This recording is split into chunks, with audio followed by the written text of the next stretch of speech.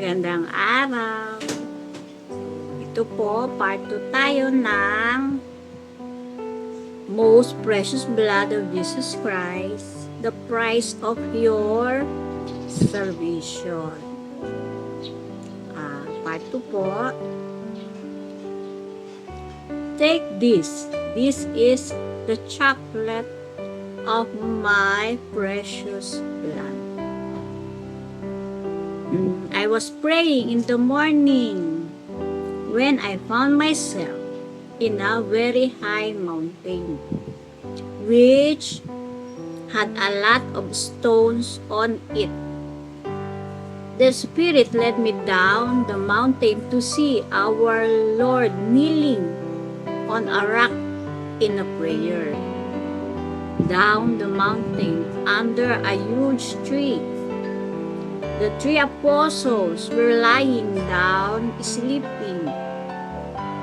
My inner being told me that this place is the Gethsemane. I read of it in the Bible. I experienced in detail all the agony, torture, and death of our Lord and the sorrow of His mother. Habang ako ay nagdadasal sa umaga, ito po ay July 1996, ay natagpuan ko ang aking sarili sa isang very high mountain, sa isang mataas na bundok na maraming bato, at ang Spirit ay led me down. Itinungo ako sa isang bundok upang makita ang ating Panginoon na nakaluhod sa isang bato at nananalangin. Sa baba ng bundok ay may isang malaking puno, at ang 3 apostol ay nakahiga at natutulog. Ang aking inner being, aking kalooban ay told me na ang lugar na ito ay ang Gethsemane. Nabasa ko ito sa Biblia at na-experience ko ang detail ng kanyang pagdurusa, ng kanyang torture at kamatayan ng ating Panginoon, at ang sorrow, ang pagdurusa ng kanyang mahal na ina. Cloud came down and covered the whole place. In the cloud appeared the sacred head of our Lord Jesus Christ, crowned with thorns. Blood bathed his holy face. He raised up his face and calmly said, so yun, nakita niya ating Panginoon sa Gethsemane, at may dumating ng mga cloud at kinover ang whole place. At doon sa cloud, dumating ang sacred head ng ating Panginoong Jesus na may koronang tinik. At ang dugo ay dumadaloy sa kanyang mukha. Naliligo ng dugo ang kanyang sacred head. Di ba po sa mga ng precious blood, ang sacred head ang nandoon ang makikita nyo. At he raised up his face and calmly said, Barnabas, I am the agonizing Jesus Christ. Console me. Adore my precious blood. Consecrate your life to my precious blood and make constant reparation for sins committed against my blood. Yun, ako ang agonizing Jesus Christ. I-console mo ako. I-adore ang aking precious blood at i-consecrate mo ang iyong buhay sa precious blood at magkaroon ng constant reparation para sa kasalanan na commit against sa kanyang blood. Take this. Kuhanin mo ito. He gave me the chaplet of his precious blood and said, so binigay ang chaplet ng precious blood. This is the chaplet of my blood. Pray it and make it known to the whole world. Iniabot ang chaplet ng precious blood at ibinigay kay Barnabas. At ito, kunin mo ito at ipaalam sa buong mundo. He continued by saying, through this chaplet, I will renew the face of the earth and draw all men to acknowledge the price of their redemption. I will also renew the church so that the holy sacrifice offered to me will remain pure and worthy before ascending to my altar in heaven. I promise to protect anyone who devotedly pray this chaplet against evil attacks. I will guard his 5 senses. I will protect him from sudden death. 12 hours before his death, I will show him by 5 wounds that he may feel a deep contrition for all his sins and have a perfect knowledge of them. Ayun. So, ito po, binigay ang chaplet kay Barnabas at ito na po ang mga promises.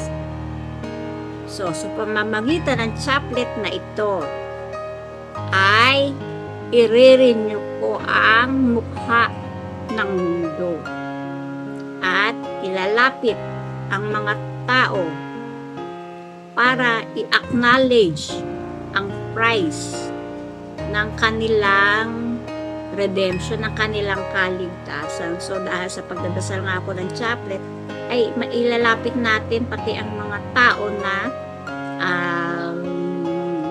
hindi nag-acknowledge sa ating Panginoon. I will also renew the church.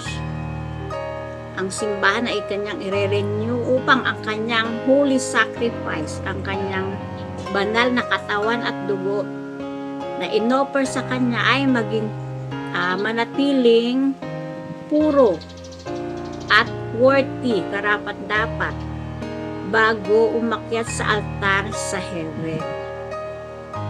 Tapos po ito na yung mga promises.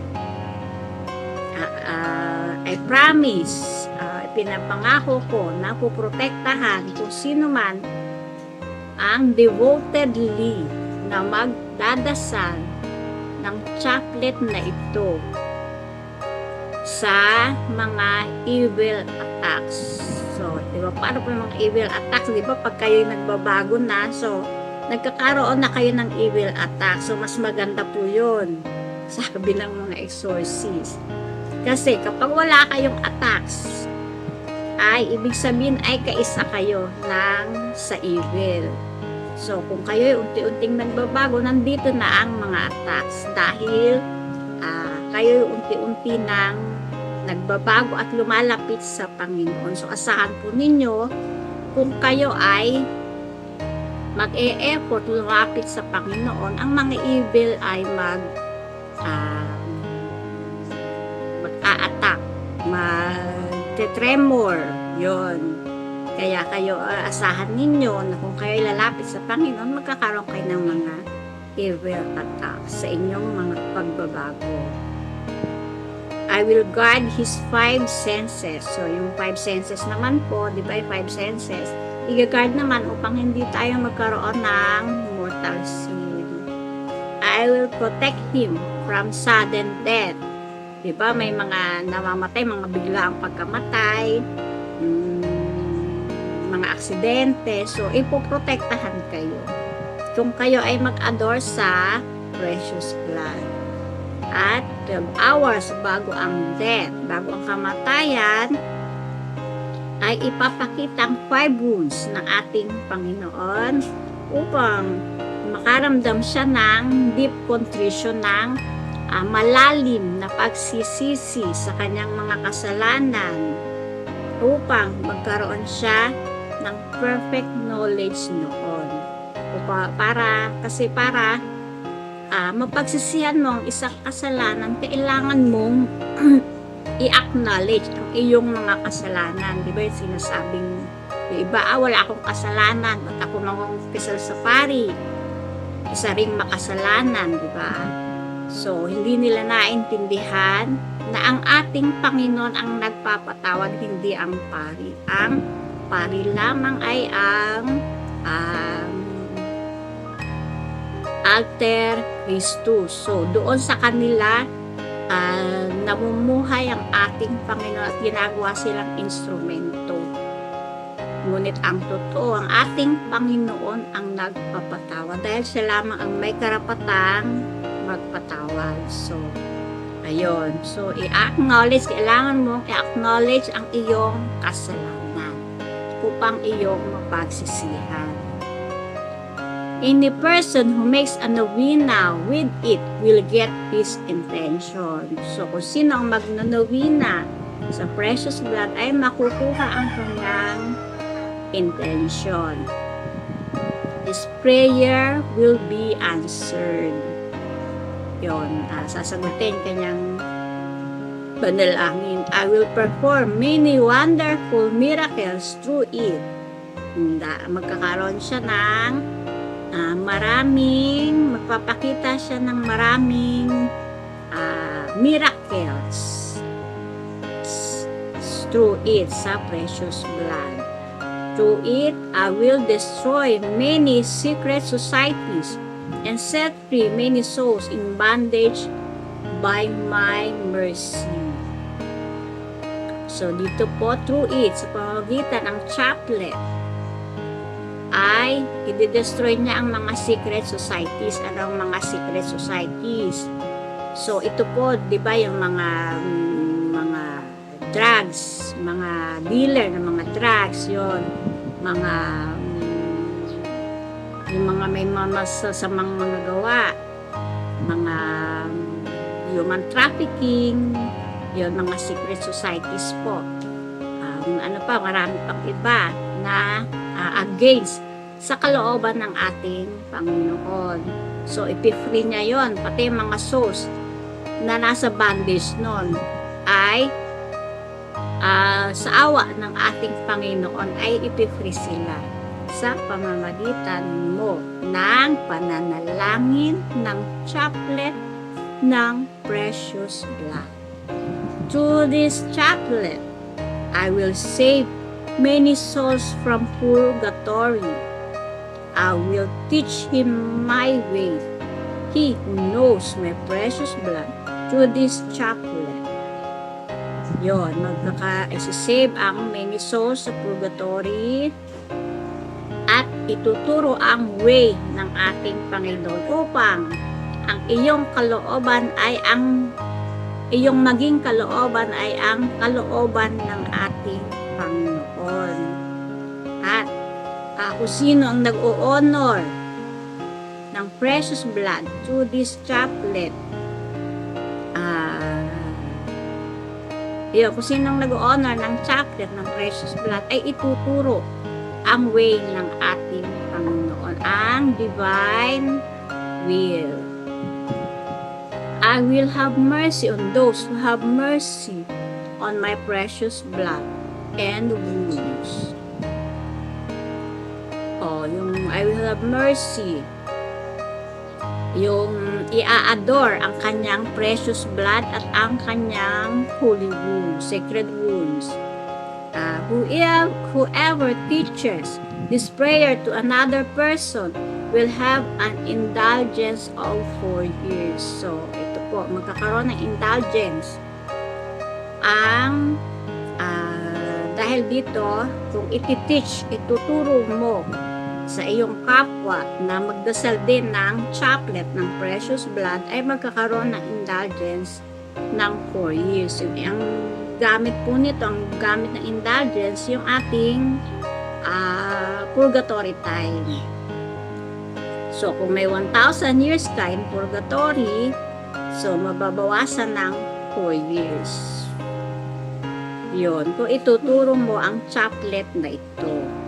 I am the agonizing Jesus Christ who made these promises to my people. So, ayun po. Na may signature. I am, ako ang agonizing Jesus Christ who made these promises na gumawa ng mga pangako na ito sa aking people who will embrace this chaplet of my precious blood. Kung sino ang embrace, magmamahal sa chaplet na ito ng precious blood. Ang ibig sabihin mo, kung magdadasal kayo, hindi yung dadasalin nyo ng parang nasa karera. Kailangan nasa puso, nagme-meditate sa suffering, sa dugo ng ating Panginoon, sa bawat patak ng dugo ng ating Panginoon. Kailangan po ang meditation kapag tayo ay nananalangin. Hindi yung nananalangin kayo kung nasaan yung isip nyo or nasa loob ng simbahan. Ang nasa isip, ano na kaya ang kakainin pagkatapos ng misa.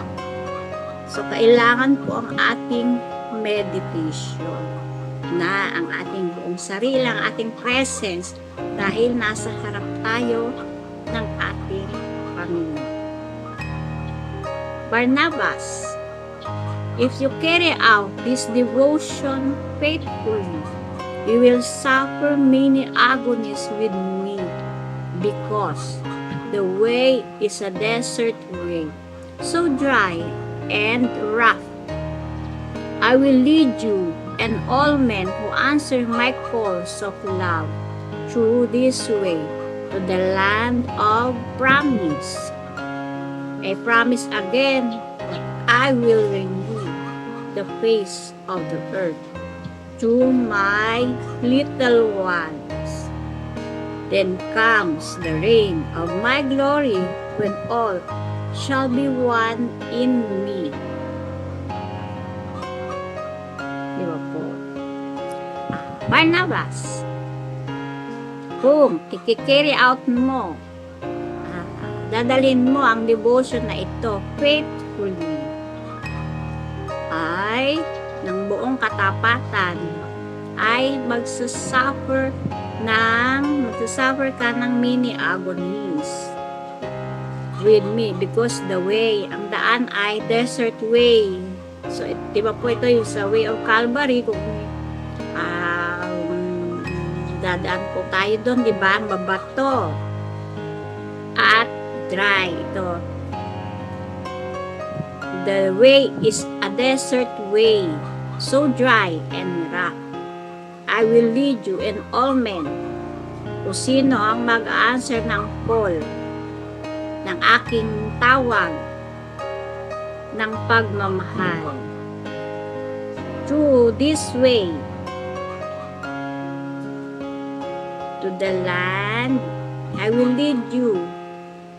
Who will answer my calls through this way to the land of promise. So, ito yung sa mga promises ng ating Panginoon. Kung sino ang ayun, si Barnabas ay magsasuffer. Kung sino ang mag-a-adore ng precious blood ay magsasuffer ng mga agonies dahil ang daan ay dry, tuyo at rough, magaspang. Ngunit, I will lead you and all men, na kung sinong tatanggap ng call na ito with love ay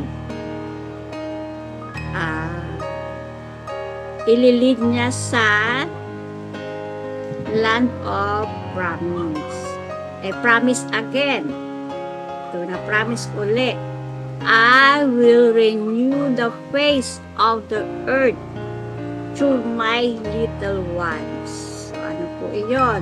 So, di ba nga, ikaw, ako, tayo, na mga maliliit na mga aba, na mga hindi kilala. Sa pagdadasal ng chaplet na ito, tayo ay tinatawagan ng ating Panginoon upang mag-shine, upang lumabas at dasalin ang chaplet na ito.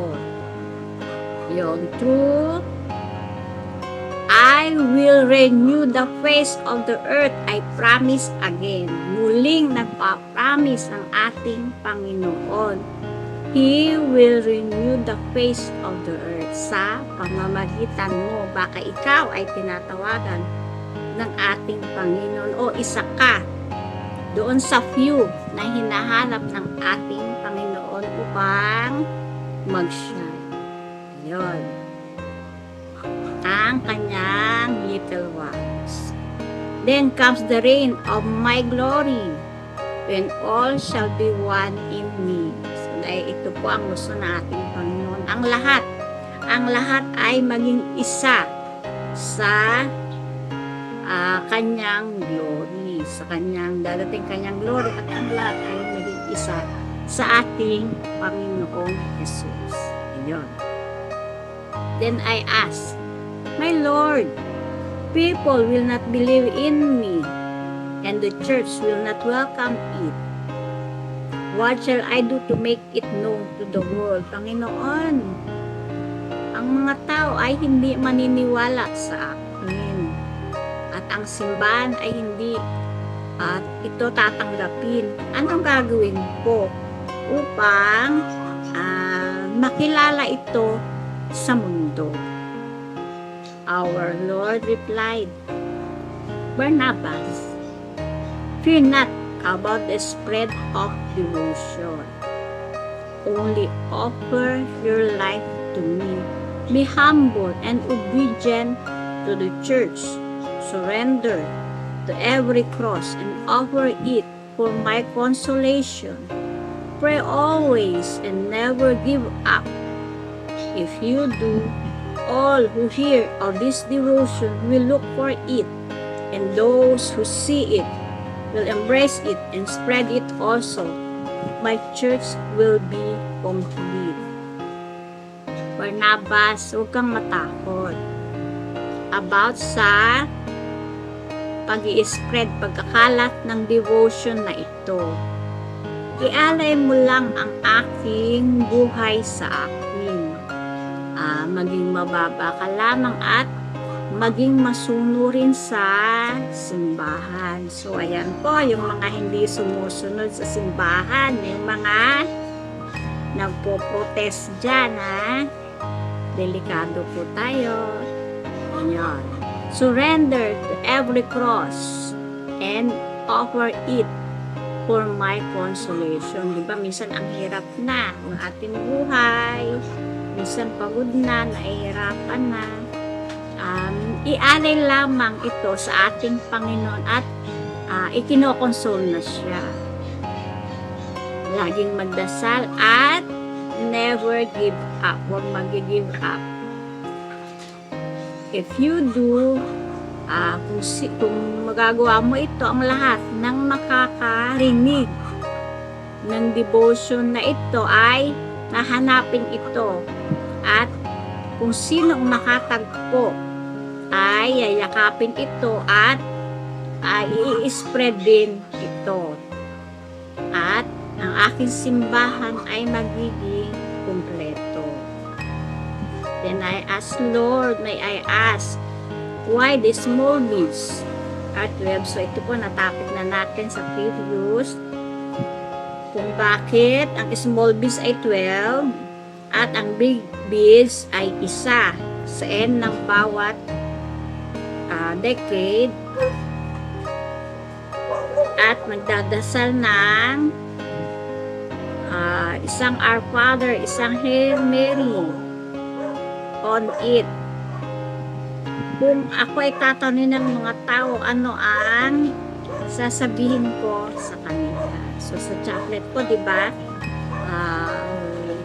Sa bawat decade, isang Our Father, isang Hail Mary, at bago ang 12 beads na most precious blood of Jesus Christ, save us in the whole world. So, bakit daw ganon? At sumagot ang ating Panginoon, may sabi, "This devotion has been in my Holy Church ever since." O, dati pa daw na nasa Holy Church. Mula sa day of circumcision. My mother was the first to adore my precious blood with her penitential tears, as she saw her only son bleeding for humanity. So sa kanya, doon sa circumcision, sa pagtutuli sa ating Panginoon ay dumaloy ang dugo, at ang Holy Mother ay unang nag-adore sa precious blood at sa kanyang mga penitential tears, na noong makita niya ang kanyang anak na nagdurugo para sa sangkatauhan. But you can see that this age has forgotten the price of the redemption. Ngunit, nakikita mo na nakalimutan na and but you can see that this age, itong panahon na ito, ay nakalimutan na ang price ng kanilang redemption, kung ano ang nagligtas sa kanila. Today, I give you this chaplet for you and for all men to adore my precious blood, the price of their redemption. Wake up this devotion and hasten the kingdom of my glory on earth. Ito po, itong age na to ay nakalimutan ang kanyang precious blood. Ang price ng kanilang redemption. Ngayon, ibinibigay ko sa iyo ang chaplet sa iyo at sa mga tao, for all men, upang i-adore ang aking precious blood, the price of their salvation. Upang gisingin ang devotion na ito at pabilisin ang kingdom ng glory on earth. Yun. So, nung narinig ko to, yung upang to hasten the glory of the kingdom of glory, my glory on earth, na pabilisin ang pagdating ng kingdom ng ating Panginoon, ay ang sa isip ko, ang sa akin, Panginoon, hindi pa ako handa upang dumating ang glory ng ating Panginoon sa atin, dahil yun nga, meron pang mga kasalanan hindi na pagsasihan. Ngunit ito, kailangan tayong maging handa, dahil anytime ay dadating ang ating Panginoon. Bakit kailangan pabilisin? Upang kakaunti na lamang ang magdusa. Kung hindi, dadating ang karyaan ng ating Panginoon ng agad-agad. Ang pagdurusa ay mas tatagal. So ito po, intindihin natin na kailangang dumating agad-agad ang pagdating ng ating Panginoon, upang ang mga magdurusa ay hindi na ganoon. Yung casualties po, di ba, ay hindi na ganoon karami, at ang kanilang magiging mga magdurusa. Barnabas, each small bead represents a tribe of Israel. Yung mga small beads daw, di ba, 12 tribes. So, yon. As you recite the chaplet, the precious blood will rain on earth for the conversion of the whole Israel. I mean, the whole world. So, sa pagdadasal ng chaplet ng precious blood, ay hindi lang drop ng blood, kundi rain, ulan ng blood ng ating Panginoon sa earth, para sa conversion ng whole Israel at ng buong mundo. Yun hindi lang drop, kundi rin ulan. So, ano ang ulan? Diba? Ang ulan ay nakakapagbaha at upang masakop ang lahat. So, yun sa chaplet ng precious blood. Each time you pray one Our Father and one Hail Mary in every portion of the chaplet, yung tuwing magdadasal ng Our Father at Hail Mary ay doon sa umpisa, di ba po, Our Father, Hail Mary, you honor the mystical wounds, pains, and precious blood of the agonizing and sorrowful hearts of the Son and His Mother. So, yung, di ba sa ng chaplet, kada decade, hindi pala decade, 12 beads, di ba? So, sa umpisa ang isang Our Father at isang Hail Mary. So, dito, ino-honor natin ang mystical wounds. So, ano ba yung mystical? So, naging na natin, ano ba ang mystical? Nagiging mystical ang ating prayers sa ating Panginoon. At hindi nyo rin nararamdaman, minsan sa misa, ang ating mga panalangin ay nagiging mystical. So, kung mapapansin ninyo, parang may mga magic doon, di ba?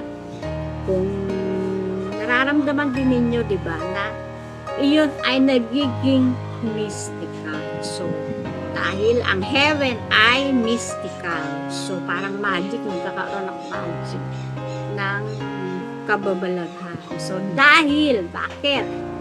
Dahil ang ating God ay ang true God. Diba? Kaya kaya niyang gawin din na maging mystical.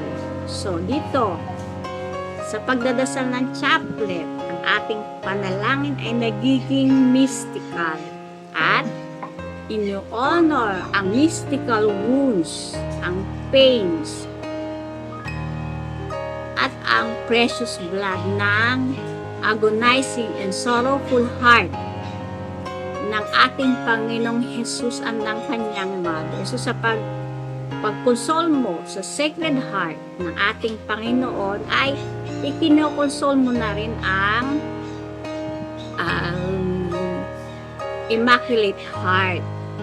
O, di ba, pag yung pamilya mo rin, di ba, masaya sila, masaya ka na rin. So, ganun yun. Sa pagkukonsol, Sacred Heart, ay nakukonsol na rin ang Blessed Mother.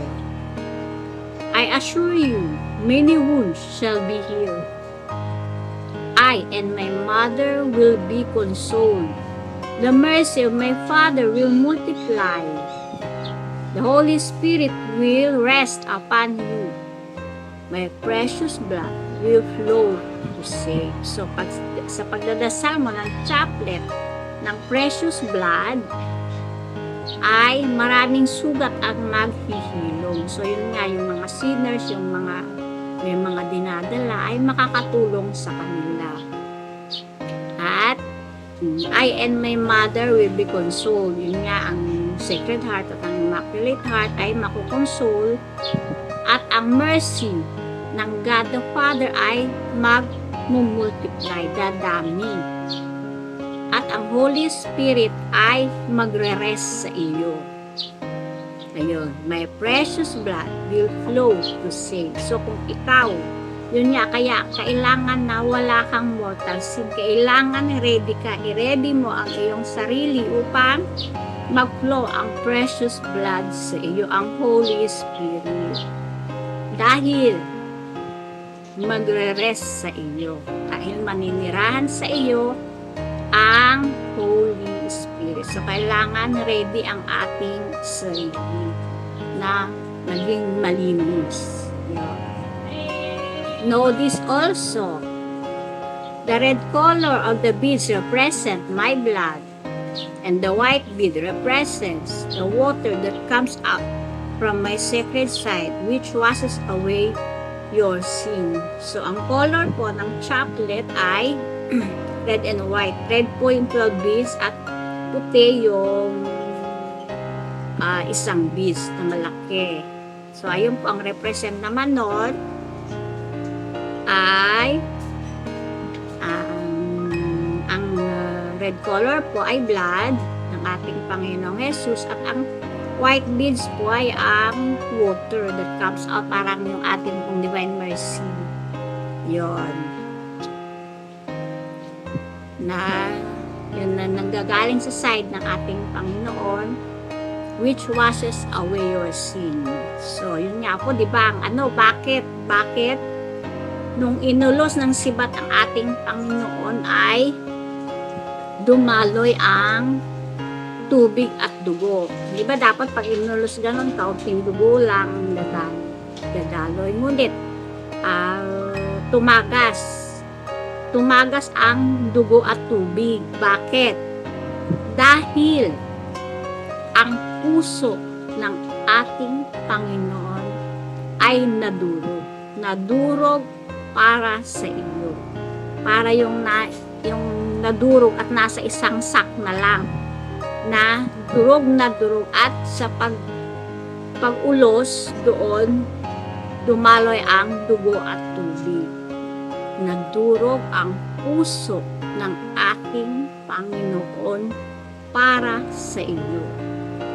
Na yun yan, namin nabaliwala na lang kung ano ang ginawa na pagsisave ng ating Panginoon, kung ano ang kanyang dinanas, na lagi siyang naghihintay sa atin, pero siya ay baliwala na lamang. So ngayon, kung ikaw ay nakakakilala sa ating Panginoon at magdadasal ng precious blood, ang mga tao na nagbabaliwala sa ating Panginoon, sila ay ito nga, yung reign ng precious blood upang sila ay magsisi at bumalik sa ating Panginoon. Ayun. Remember that I am the agonizing Jesus Christ who loves you much. Receive my blessing. I bless you in the name of the Father, and of the Son, and of the Holy Spirit. Yun. So, ito po sa mga encounter, lagi ibinibless si Barnabas. So, ito rin na. Binibless din tayo ng ating Panginoon. At ang Panginoon na ang nagsasabi, I bless you in the name of the Father, and of the Son, and of the Holy Spirit. Sino bang nakaka-receive ng blessing ng ating Panginoon? Dito tayo lang, mga Catholic. Sino ang may sign of the cross? Hindi ba? So, ayun. January 5, 1997. Have mercy on me. Have mercy on me. My children, listen. Study the agony of my sacred head. Think and meditate on the agony of this sacred head. Tomorrow you will tell me what you feel. Console me if you love me. Make reparation if you love my Father. Obey. If you love the Holy Spirit, delay not. Start the novena so that I will answer your prayers. Truly I say to you, my joy is not complete. Have mercy on me. Have mercy on me. Yun. Mga anak, makinig. Pag-aralan ng agony ng aking banal na head, na ulo ng ating Panginoon. So, kakatapos lang po natin ang topic ng sacred head, ang crown of thorns, na nandoon ang kanyang mga promises. At ang prayer din po, nandyan na, nakarelease na rin po. Tingnan nyo na lamang po. Yun, sa sacred head. Think and meditate on the agony of this sacred head. Yun. Console me. Kung ako ay mahal mo, ay console mo ako. At make reparation kung mahal mo ang Ama. Obey. Kung mahal mo ang Holy Spirit, delay not. Huwag ka nang mag-delay. Start mo na ang novena na upang may answer ko ang iyong prayers. Truly, I say to you, my joy is not complete. Totoong sinasabi ko sa iyo, ang aking kaligayahan ay hindi kompleto. Maawa ka sa akin. Maawa ka sa akin. My loving children, give me your hearts. Have mercy on me. Ibigay mo sa akin ang iyong puso. Maawa ka sa akin. Paano ko i-explain ang aking sorrow, ang aking pagdurusa? Paano ko i-explain ang aking agony? Think of me. So, tingnan mo ako. Tingnan mo, see how I love you. Tingnan mo kung gaano kita kamahal. Oh my son, have mercy on me. Maawa ka sa akin. Tinawag kita, I call you so that you may console me and make others know my agony. Tinawag kita upang i-console ako at maging make others know my agony, upang malaman din ng iba ang aking agony. My children, when will you show me love? What are you chasing? What are your worries? Mga anak, kailan mo ipapakita sa akin ang iyong pagmamahal? Ano ang iyong mga hinahanap? Ano ang iyong mga worries? I am waiting for you to have mercy on me. Yun, naghihintay ako upang ikay maawa sa akin. The hour is very short to save souls. So, kakaunti, maiksi na ang oras upang magligtas ng kaluluwa. Fulfill my order, console me, make constant reparation as I have told you, so that I will reveal this great favor to my holy church and save many souls through this chaplet. Ayun. The hour is very short to save souls. Fulfill my order, sundin mo ang aking mga utos. I-console mo ako. Magkaroon ka ng constant reparation tulad ng sinabi ko sa iyo para i-reveal ko ang aking great favor, aking malaking pabor sa aking banal na simbahan at makapagligtas sa pamamagitan ng chaplet na ito. Console me. Yun ang order na ating Panginoon. I-console ang ating Panginoon upang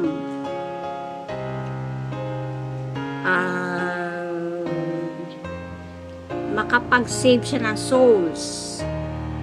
May constant reparation, as I've told you, upang ma-reveal niya ang great favor sa kanyang Holy Church. So, bakit? Kailangan i-console ang ating Panginoon. Kailangan siyang i-console upang makapag-save siya. Siyempre, kung hirap na siya, paanong gagawin, diba? So, kailangan i-console siya upang magkaroon siya ng strength upang ma-reveal ang favor na ito, magkaroon ng great favor sa Holy Church. Yun nga, kasi kailangan ng ating Panginoon ang ating mga panalangin upang nakakilos siya. Gusto niyang mag-save ng souls. Pero kung walang nananalangin para sa kanila, ay paano siyang kikilos? Ito kailangan bawasan ang pagdurusa na ating Panginoon upang magkaroon siya ng power, ng energy, mailabas. Kung dusang-dusa na siya, syempre, di ba? Paano pa na ang kanyang pain, na gano'n ang kanyang pagdurusa? So kailangan i-console siya. Parang, di ba, may topic tayo na isang hari na ang kanyang kaibigan ay nakulong. Hindi niya maipalabas yon yung kaibigan niya. Kailangan naghihintay siya ng tao na mag-a-ask upang palayain ang taong iyon. So, ganun yun. Na upang palayain ang mga sinners, kailangan ng mananalangin para sa kanila. So, yun po. Yun ang power ng chaplet. So, sa pamamagitan ng chaplet ng precious blood ay ipinapanalangin upang ang dugo ng ating Panginoon ay mag-rain, umulan na para sa kanila. Upang ma-reveal ang great favor na ito sa Holy Church, sa banal na simbahan, at makapag-save ng maraming souls sa pamamagitan ng chaplet na ito. My children, live a monastic life. I bless you. Tell my children to reveal the message I gave. Yon, mga anak, namuhay ng isang banal na pamumuhay. I bless you. Tell my children to reveal the message I give. So, ito rin, nagkakaroon din tayo ng na inuutusan din tayo na ipalaganap ang message na ito, na ipanalangin, na dasalin ang chaplet ng precious blood. So, kailangan tayong mamuhay ng monastic life. Yon ang religious way of life, at i-renounce ang mga worldly pursuit, ang mga makamundong mga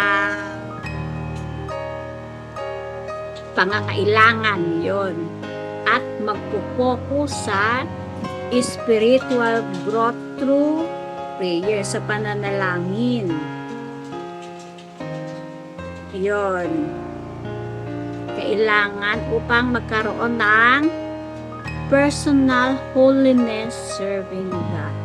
So, upang tayo maging karapat-dapat sa precious blood, mas madami yon. Kung ikaw ay karapat-dapat na magdasal nito, ay mas maraming grace ang ibibigay ng ating Panginoon. Siyempre, di ba, yung isang stream, di ba, kung barado, dadaloy ba yung yung tubig doon, di ba? So, kailangan tanggalin ang bara upang dumaloy ang precious blood ng ating Panginoon. Kailangan mo linisin muna ang iyong sarili. At dito rin, kung meron ka ring bara, kailangan mo rin ang chaplet ng precious blood. Yun. At ang pananalangin, ang madalas na pananalangin sa ating Panginoon, at ang pagsubmit ng sarili, ang humility. Dahil hindi po ba, ang humility ang hindi kayang gayahin ng mga evil. So, yun. So, kailangan natin ng linisin ang ating sarili upang maging karapat-dapat sa precious blood. At sa atin, dadaloy ngayon ang precious blood upang magkaroon din ang iba sa iyo, dahil sa iyo. Kung hindi dahil sa iyo, halimbawa, kung hindi dadaloy sa iyo ang precious blood, paanong lalaganap Kanino? Sino ang karapat-dapat na tumanggap ng precious blood upang dumaloy sa mundo? Paano kung wala? Hindi ba? Walang precious blood. Ano ang mangyayari sa atin? So, ngayon, kailangan mong linisin ang iyong sarili upang ikaw ay maging karapat-dapat sa precious blood, upang sa pagbaba, sa pagdaloy ng precious blood sa iyo, manggagaling, sa iyo dadaloy ang precious blood upang lumaganap dito sa ating mundo. Yun. So, ganun po, kailangan maging ready tayong daluyan ng banal na dugo ng ating Panginoon. Ayun po. So, ito po, January 6, 1997, nothing can make me happier than adoring my precious blood. Tell me what you feel before I tell you what you must know. Sabi niya kay Barnabas, sabihin mo sa akin kung ano ang nararamdaman mo at bago ko sabihin sa iyo kung ano ang dapat mong malaman. Ayun. So, ito po. There were 58 wounds on my sacred head, caused by the spikes of thorns, and 9,798 drops of blood from my sacred head. So, sa sacred head pa lang po yun, ha? So, meron siyang 58 wounds doon sa spike ng crown of thorns at by 9,798 drops ng blood na galing sa sacred head. Yun. Console me and adore my precious blood. O my loving children, nothing can please me more than adoring my precious blood. Nothing also can make me happier than adoring my precious blood. So, ito po sa pagdadasal ng chaplet ay ini-adore mo na rin ang precious blood. So, ito po mayroong 58 na sugat ang sacred head at may 9,798 drops ng blood na dumaloy sa sacred head. Sacred head pa lang po yun, ha, ng ating Panginoon. Na ito, console me at i-adore ang aking precious blood. O mga anak, walang makakapag-please sa akin, paligaya sa akin, more than sa pag-a-adore ng aking precious blood. Wala ring makakapag paligaya sa akin more than sa pag-a-adore ng precious blood. Remember that I called you so as to console me in my agony. My children, console me. If you love me, I am here waiting for you to adore me and console me. The only thing I receive from you is weakness and mindlessness. I will leave you when I am tired of begging. Ayun. Alalahanin mo na tinawag kita upang i-console ako sa aking agony, sa aking pagdurusa. Mga anak, i-console mo ako kung ako ay minamahal nyo. Yan. Console nyo ako kung ako ay minamahal nyo. I am here, narito ako at naghihintay sa iyo upang i-adore ako at i-console. Ang tanging bagay na natatanggap ko sa inyo ay weakness, kahinaan at mindlessness, ang pagiging mindlessness, yung hindi siya, yung kinakalimutan siya, yon, yung walang pakialam, ganon. Iiwanan ko kayo kung ako ay napagod sa tired of begging, when I am tired of begging, kung mapagod na ako sa pakikiusap. Oh, my loving ones, if you cannot show me love, I will leave you soon. I will leave you soon. My joy is not complete. Whenever I see you praying, pray and feel my agony, so that you will console me. Pray and share in my suffering, so that you may love me. Feel my agony and have mercy on me. I bless you. Ayun. O my loving ones, o mga minamahal ko, kung hindi mo ipapakita sa akin ang iyong pagmamahal, ako ay aalis. I will leave you soon. I will leave you soon. Ang aking kaligayahan ay hindi kumpleto tuwing ikaw ay nananalangin. Manalangin ka at i-feel mo ang aking agony, damhin mo ang aking pagdurusa. So that, upang maikonsol mo ako.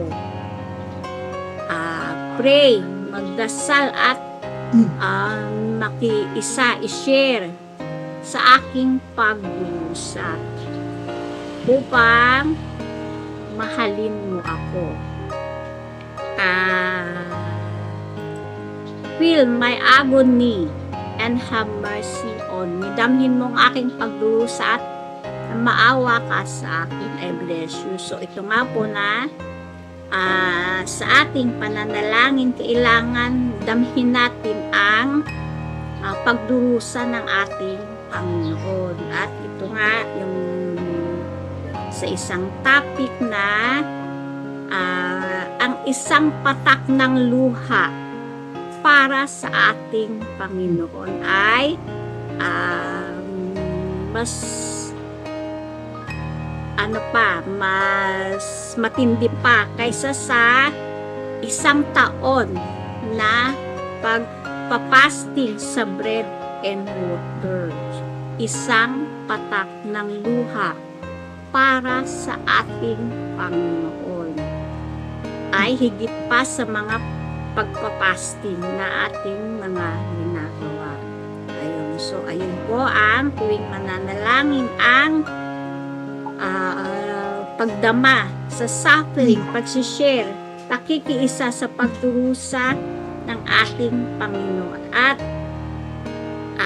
kung hindi tayo mag-show ng pagmamahal sa ating Panginoon, siya ay aalis. Kung siya ay mapagod ng pakikiusap, siya ay aalis. So, paano na tayo kung aalis ang ating Panginoon na tayo ay kalimutan? Paano na tayo? Ngayon, ito nakikiusap siya, i-console siya at makiisa sa kanyang pagdurusa at manalangin at mag-share sa kanyang suffering. Kung mahal mo ako, ito sabi ng ating Panginoon, feel my agony and have mercy on me. Maawa ka sa ating Panginoon. Kung hindi natin papansinin ang mga ginawa ng ating Panginoon na pagsisave, ang kanyang mga pagdurusa, ang kanyang suffering, ay maaari niya tayong iwanan. So ito po ang message. Ito po part 2 ng most precious blood of Jesus Christ, the price of your salvation. So, ito po, may next po tayo. So, wait po tayo ngayon. Next part po tayo. Marami po pong messages na ating matututunan sa ating Panginoon. Marami pong salamat. God bless.